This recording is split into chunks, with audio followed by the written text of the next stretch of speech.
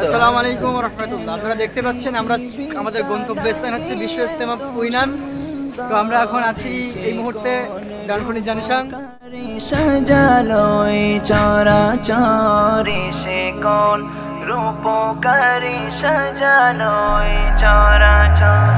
আজ কেন পৃথিবীটা লাগে এত সুন্দর, সে কোন রূপকারী সাজালো চরাচরে সে কোন রূপকারী সাজালো চরাচর।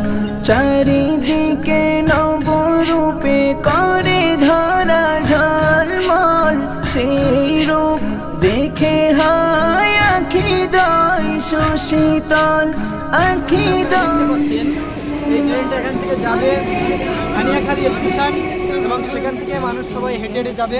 ওখান থেকে হাঁটা পথ শুনছি আমরা অনেকটাই, আমরা শুনতে পাচ্ছি যে 18 কিলোমিটার 22 কিলোমিটার করে হাঁটতে হচ্ছে, কিন্তু এটা আমরা কতটা সঠিক আমরা সেই জায়গায় গিয়ে আপনাদেরকে দেখাবো যে আমরা কতটা হাঁটছি।